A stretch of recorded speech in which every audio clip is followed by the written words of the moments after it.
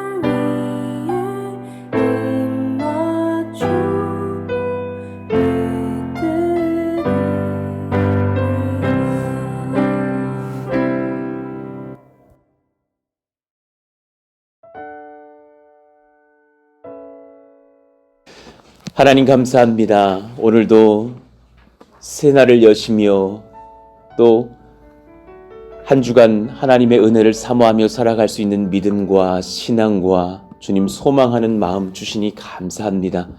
우리에게 건강 주셔서 또 하나님 전에 나와서 예배할 수 있는 은혜 주시니 감사하며 또 각 가정에서 깨어서 또 영상으로 하나님의 말씀을 들으며 기도할 수 있는 은혜 주시니 감사합니다.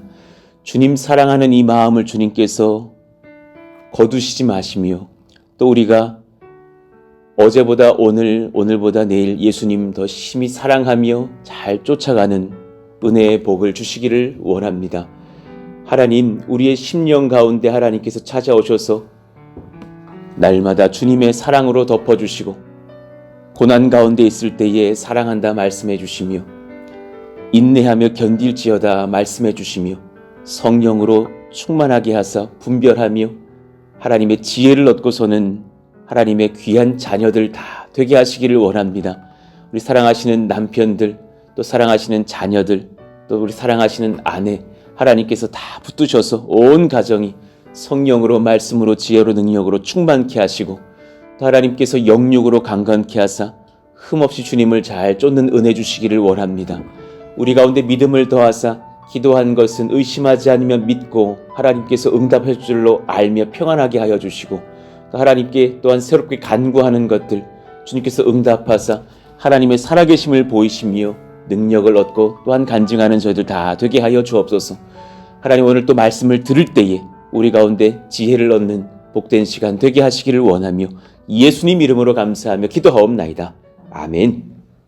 감사합니다.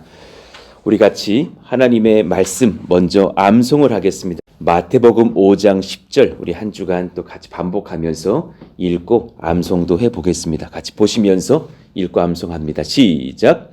의를 위하여 박해를 받는 자는 복이 있나니 천국이 그들의 것임이라. 마태복음 5장 10절 말씀. 아멘. 오늘 우리에게 주시는 주님의 말씀은 어제에 이어서 계속해서 묵상하고 있는데 누가복음 10장 38절에서 42절의 말씀입니다. 우리 한 절씩 교독하겠습니다. 그들이 길 갈 때에 예수께서 한 마을에 들어가심에 마르다라 이름하는 한 여자가 자기 집으로 영접하더라. 그에게 마리아라 하는 동생이 있어 주의 발치에 앉아 그의 말씀을 듣더니 마르다는 준비하는 일이 많아 마음이 분주한지라. 예수께 나아가 이르되 주여 내 동생이 나 혼자 일하게 두는 것을 생각하지 아니하시나이까. 그를 명하사 나를 도와주라 하소서. 주께서 대답하여 이르시되 마르다야 마르다야 내가 많은 일로 염려하고 근심하나 같이요 몇 가지만 하든지 혹은 한 가지만이라도 족하니라. 마리아는 이 좋은 편을 택하였으니 빼앗기지 아니하리라 하시니라. 아멘. 감사합니다. 오랜만에 이렇게 또 같이 얼굴을 뵈니까 너무 좋고 하나님께 영광을 올려드립니다. 오늘 말씀 계속해서 이 누가복음 10장의 말씀을 통해서 교회의 신비라는 주제로 말씀을 나누고 있는데요. 교회가 얻은 특권. 자, 그 중에 좀 제목은 길지만 치열한 삶 중에 예배를 지키는 자의 복이 심히 큼을 알게 하십니다. 치열한 삶을 사는 중에 예배 지키는 자의 복이 심히 크다라는 것을 알게 하십니다. 라는 제목으로 말씀 전하겠습니다. 예수님의 예배의 주인 되심. 예수님께서 우리가 드리는 그 예배의 주인이 되십니다. 그러니 모든 섬김과 열정, 예배를 위한다라는 것을 여러분 잊지 않으시기를 바랍니다. 어떤 세상의 가장 귀한 가치보다도 더 귀한 것이 있다면 예배의 가치죠. 많은 세상의 일들이 결국은 종료가 될 것이고 우리가 천국에서 하나님 나라 입성하여서 주님 배울 때에도 많은 것들은 사라지겠으나 예배는 지속될 것입니다. 예배의 가치는 다른 것을 대체할 수가 없죠. 그 예배보다 앞설 수 있는 탁월한 가치는 없어요. 그러니 그 예배 앞에서 예수님을 주인으로 인정하지 못한 여러 분주함들도 교회에 있을 수 있습니다. 거의 대부분 소소한 분열들을 낳습니다. 일상도 마찬가지죠. 주님을 놓친 많은 분주함들이 사실은 헛된 것을 낳는 경우들이 많이 있습니다. 오늘 40절의 말씀 봅시다. 마르다는 준비하는 일이 많아 마음이 분주한지라. 분명히 디아코니아라고 적혀서 그 영어의 표현 집사를 영어로 하면 디콘인데요. 그 단어의 어원이 된 단어죠. 봉사하는 자, 직무, 섬기는 자. 그 디콘의 어원이 된 섬김, 많은 섬김들로 분주했다고 적혀져 있어요. 그러나 그 준비하는 일과 마음이 분주한 것이 가만히 따지고 보면 주님 명하신 것은 아니었어요. 주님을 위한 건 분명해요. 주님이 오셨기 때문에 음식 장만하느라 분주했어요. 그러나 주님이 부탁을 하신 것은 아니었고 본인이 정하고 본인이 분주했던 그런 일이었어요. 근데 너무 마음이 섭섭한 거예요. 예수께 나와 가로되 이르되 주여 내 동생이 나 혼자 일하게 두는 것을 생각하지 아니하시나이까. 그 생각하지 아니하시나이까. 관심을 갖고 돌보지 않습니까? 예수님 섭섭합니다. 예수님께서 저의 이 디아코니아 분주하게 섬기는 이 일을 배려해 주시지 않습니까? 지금 분명히 주를 위해서 분주했고 그것 때문에 마음이 상하여서 왜 저를 생각하시지 않느냐고. 아니, 제 동생은 지금 주님 발치에 앉아서 말씀 듣느라고 정신이 없는데 나만 혼자 이렇게 땀을 흘려야 되겠습니까? 그 상황에서 주님의 이 말씀 우리가 분별하면서 배울 것들이 몇 가지가 있죠. 지금 마르다 마음이 지금 분주하면서 좀 불편한 거예요. 왜 이 마음에 내 배려를, 이 몸의 분주함을 주님께서 배려하시지 않는가? 우리 안에 이런 소소한 사실 소비자적인 신앙이 있어요. 여러분 이 저울을 이렇게 놨다고 칩시다. 양팔 저울이 있다고 치면 약간 그 자신의 분주함과 자신의 경향으로 더 무게감이 약간 있는 신앙하시는 성도들이 꽤나 많이 있습니다.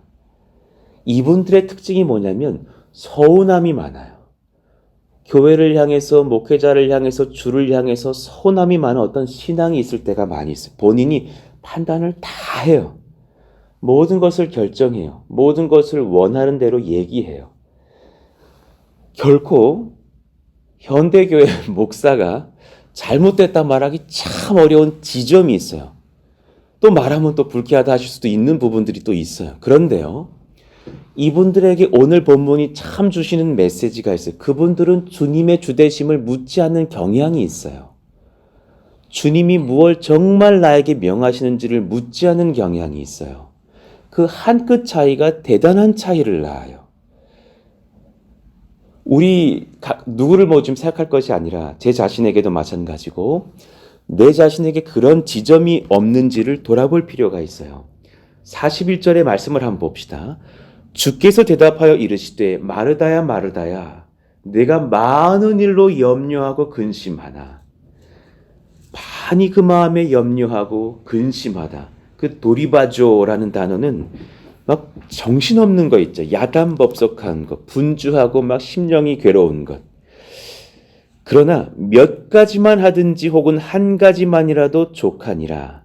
마리아는 이 좋은 편을 택하였으니 빼앗기지 아니하리라. 왜 마리아가 한 건 좋은 편이라고 했을까요? 그러면 마르다가 하는 일은 좋지 않은 건가요? 그거 되게 서운할 수 있는 말이거든요. 어느 교회 목사님이 가정 신방을 했는데 두 자매가 있는 집을 신방했는데 한 언니는 분주하게 막 섬기시고 막 땀 흘리고 막 닭찜하시고 막 김치 내오시고 막 썰고 이러시는데 그 동생은 목사님 이러고 발치 앉아 있으면 그 서운한 거 아닙니까? 그런데 지금 예수님께서는 너가 많은 일로 염려하고 근심하나 그 몇 가지를 너가 택했든지 한 가지만 택했든지 사실은 상관없이 다 족할 수 있는데 마리아는 이 좋은 편을 택하였으니 빼앗기지 아니하리라. 왜냐하면 지금 예수님이 말씀하고 계시잖아요. 예수님의 말씀을 이 여종은 듣고 저 여종은 못 듣잖아요. 사실 이 마리아가 선택한 이 예수님의 말씀의 가치를 주는 더 귀히 여기고 계시는 거죠. 그리고 그 음식이 많고 적든지 그것은 사실 중요하지 않다 말하시는 주님의 마음을 느껴요. 이 좋은 편의 중심에는 분명하게 한 가지 있어요. 예배가 있습니다. 주님 말씀이 내 심령에 역사하기에 내가 주의 말씀 청종하는 것, 주의 말씀 순복하는 것, 주님 앞에 머물기를 원하는 마음. 어제 어떤 청년과도 저녁에 한번 통화를 하게 되는데 그 청년이 전화를 주셨어요. 이것을 하려다가 마음을 내려놓고 이것을 하려다가 또 내려놓고 저것을 하려다가 내려놓고 막 마음이 혼미한 어느 형제의 전화 통화였어요. 그 많은 것을 한번 다 내려놓고 동일한 말씀을 드렸어요. 당신이 정말 주님께서 뭘 원하시는지를 듣는 시간들을 좀 가졌으면 좋겠다. 분명히 말씀하신다. 이걸 생각하면 여기가 무게감이 있는 것 같고 사람의 마음이 그렇잖아. 또 내일 생각하면 이게 또 나은 것 같거든요. 왜 우리 시험 볼 때 학생 때 4번 적었다가 나중에 아닌 것 같아서 3번 적고 혼미할 때 있잖아요. 그런 거와 같은 거죠. 우리의 마음이 많은 분주함과 치열함으로 살아가요. 그러나 여러분 한 가지 기억합시다. 그 위에 말씀과 예배 있습니다. 분명합니다. 그 분주함 위에 말씀과 예배 있습니다. 하나님 바르게 아는 지혜, 놓치지 않은 우리의 신앙의 분명함이 있기를 예수님 이름으로 축원합니다. 마태복음 13장 22절의 말씀처럼 우리 인생이 이럴 수 있습니다.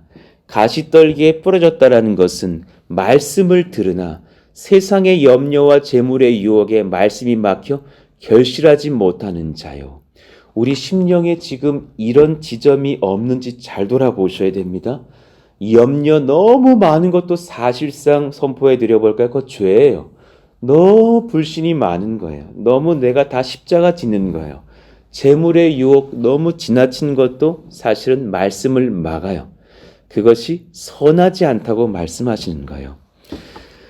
자, 세상은 탁월함 원해요. 여러분, 우리 탁월한 사람 되기 원해요. 나도 그렇습니다. 우리 모두가 그렇습니다. 탁월함에 가까운 단어, 성경은 지략이라고 말을 합니다. 탁월한 길을 찾는 분별력을 뜻하는 단어, 지략. 저와 여러분에게 이 지략이 있기를 예수님 이름으로 축복합니다. 지략 넘치기를 원합니다. 잠언 11장 14절 같이 읽어봐요. 시작. 지략이 없으면 백성이 망하여도 지략이 많으면 평안을 누리느니라 그러셨어요. 주님은 지략이 넘치는 백성 되셔서 평안을 누리라 그러셨어요. 지략이 많아서 분주하고 지략이 많아서 마음이 그렇게 막 혼미하지 않는다 그러셨어요. 지략이 많으면 평안하다 그래요. 희한하죠? 잠언 1장 5절. 그럼 그 지략 어떻게 누가 얻느냐? 지혜 있는 자는 듣고 학식이 더할 것이요 명철한 자는 지략을 얻을 것이라. 같은 단어를 쓰셨어요. 명철한 자가 지략 얻는데요. 그 지략 얻은 자는 그래서 평안하니 곧 명철한 자 평안해요. 여러분 평안함이 없다면 한 가지로 말할 수 있어요. 우리 지금 명철한 상태 아니에요. 잠언 14장 6절 거만한 자는 지혜를 구하여도 얻지 못하거니와 명철한 자는 지식 얻기가 쉬우니라 그랬어요. 분명히 얻는다고 지혜와 지식은 구하고 얻는다 그러셨어요. 그러니 잠언 11장 2절이 결론을 지어줘요. 교만이 오면 욕도 오거니와 겸손한 자에게는 지혜가 있느니라. 주님 앞에서 겸손한 자 지혜 있고 지혜 있는 자 명철을 얻고 명철을 얻는 자 지략을 얻어서 평안해요. 거꾸로 올라가시면 답이 나와요. 누가 명철한 자예요? 겸손한 자예요. 잠언 11장 2절 교만이 오면 욕도 오거니와 겸손한 자에게는 지혜가 있느니라. 정직한 자의 성실은 자기를 인도하거니와 사악한 자의 패역은 자기를 망하게 하느니라. 이 말씀을 다 풀어갈 수 없지만 정직한 자라는 것은 잠언에서 두 가지를 의미하거든요. 내가 별 볼 일 없다라는 것을 아는 것과 주님이 힘이 탁월하시다라는 것을 아는 이 두 가지를 아멘하는 자를 정직하다 그러거든요. 그 정직한 자의 성실은 꾸준히 주님 앞에 무언가를 여쭐 거예요. 성경이 말씀하시는 지혜의 핵심, 치열한 삶 중에서 예배 잘 지키는 자.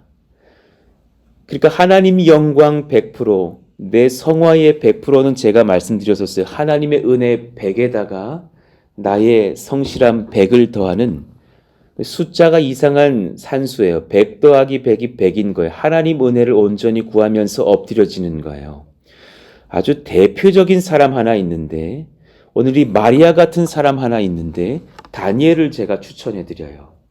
다니엘은 1장에서 바벨론에 잡혀와서 포로가 됐고 지혜로운 사람 중에 한 명으로 발탁돼서 훈련받고 최종적으로 왕의 선택을 받으려고 준비하는 입장에 있는 포로 똑똑한 유다인이었어요.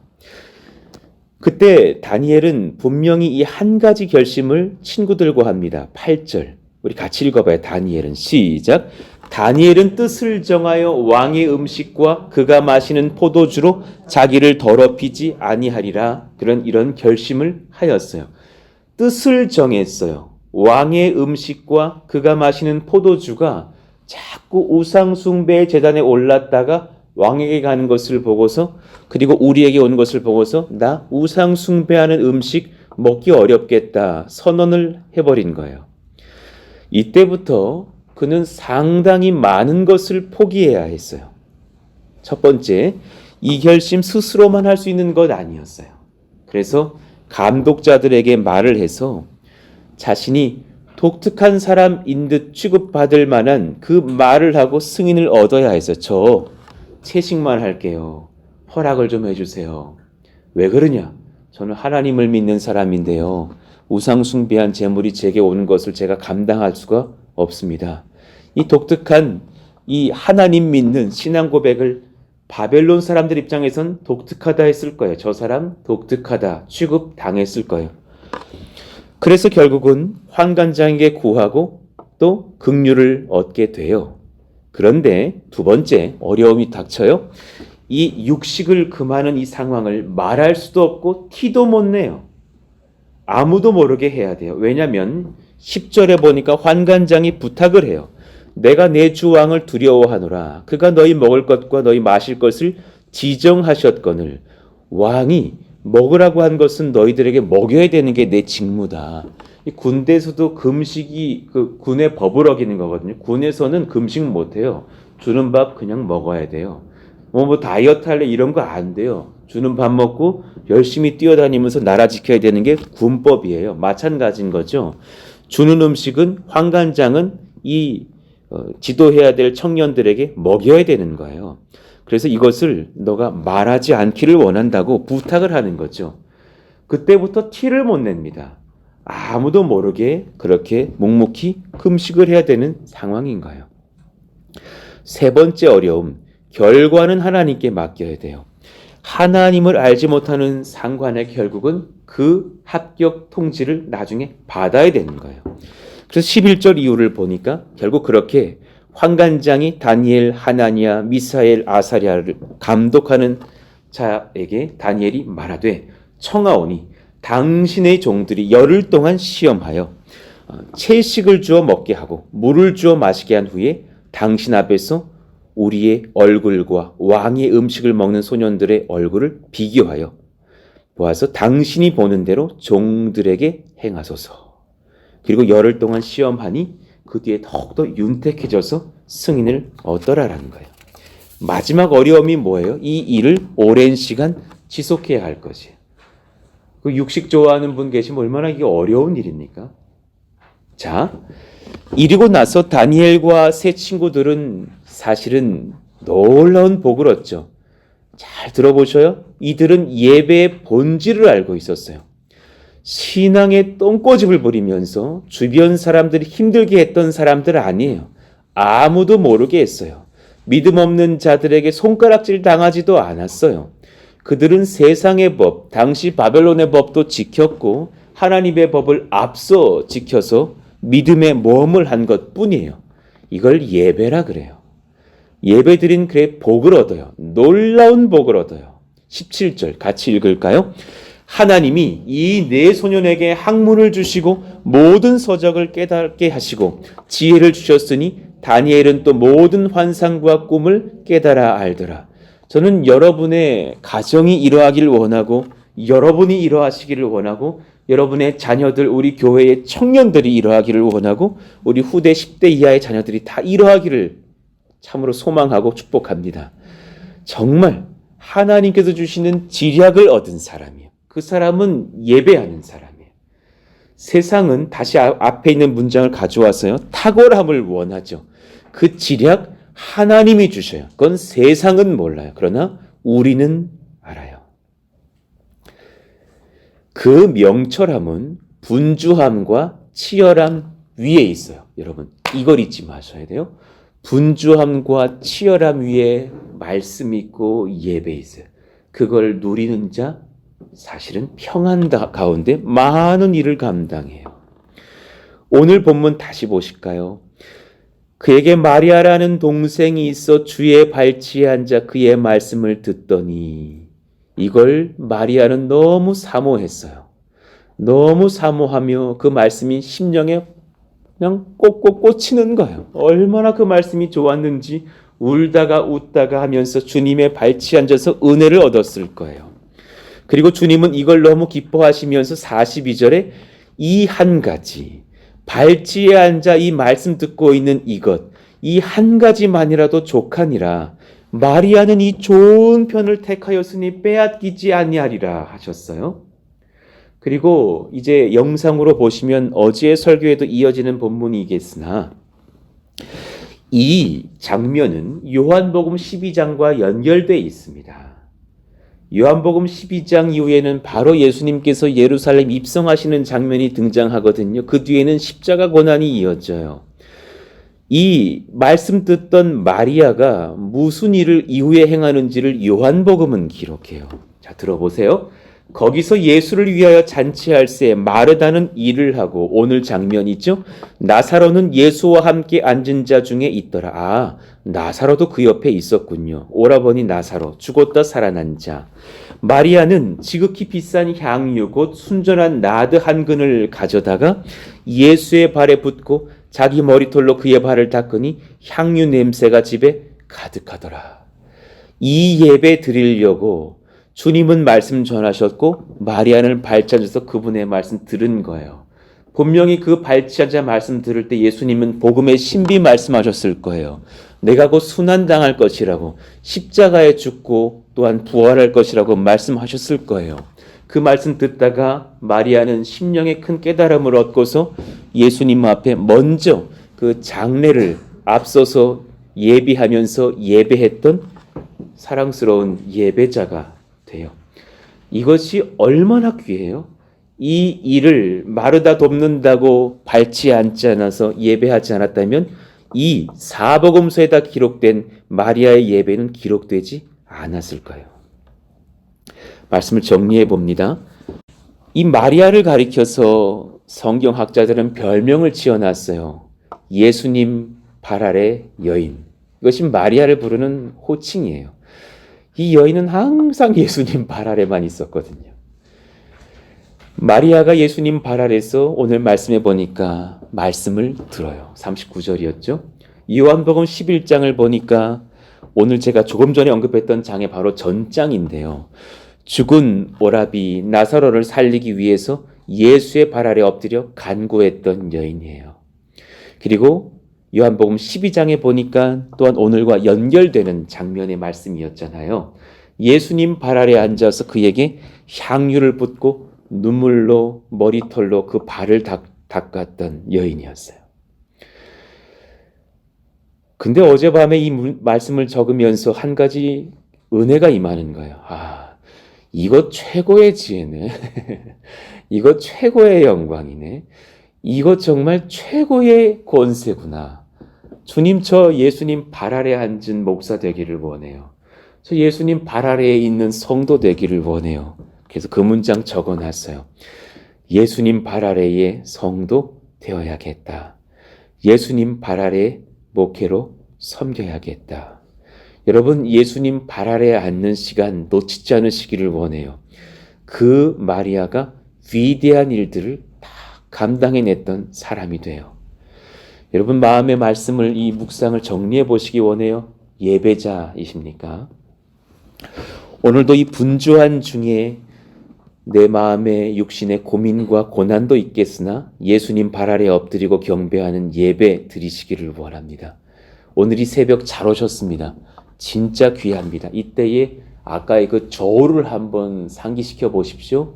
이 설교가 맞춰지고 주님 이것 주세요 저것 주세요 할 수도 있어요. 그것도 필요해요. 하지 말라는 것이 아니, 그러나 종종 예수님의 발치에 앉아서 그분의 말씀의 무게에 확 내 마음을 쏟아서 주님 뭘 원하세요 듣고 순종하는 우리가 되기를 원해요.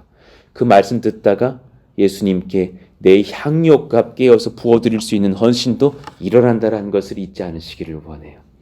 그 탁월함이 우리를 평안케 할 줄로 믿습니다. 오늘 말씀을 정리합니다. 교회의 신비 6번째 시간이었습니다. 치열한 삶 중에 예배 지키는 자의 복이 심히 큼을 알게 하십니다.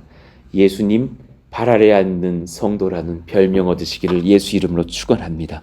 오늘 말씀을 기억하시면서 다시 한번 이 찬양 우리 1절과 3절 한번 부르시고 뜨겁게 기도하시죠.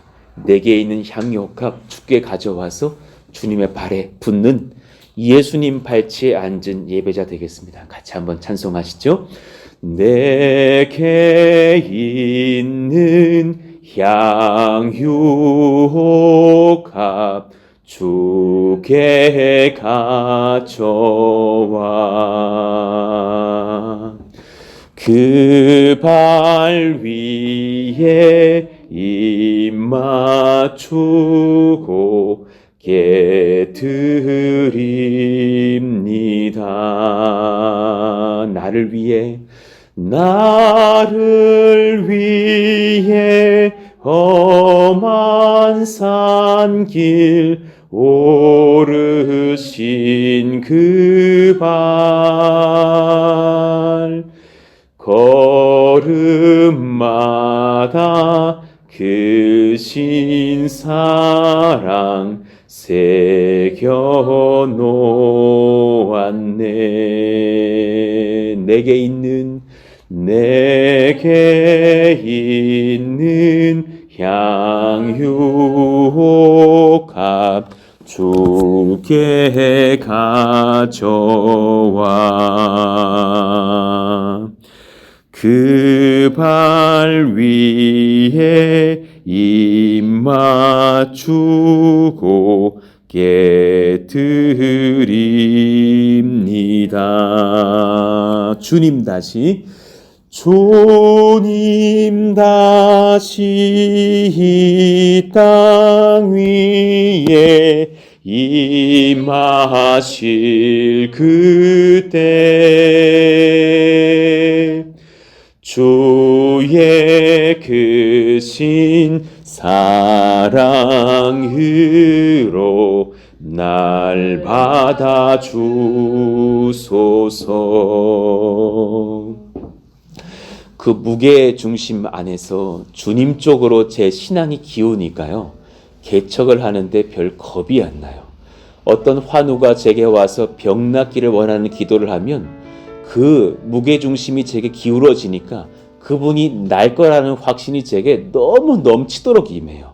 그 모든 목회가 참 평안해지는 것을 봅니다. 여러분 오늘 이 말씀 기억하시면서 기도하시기를 원합니다.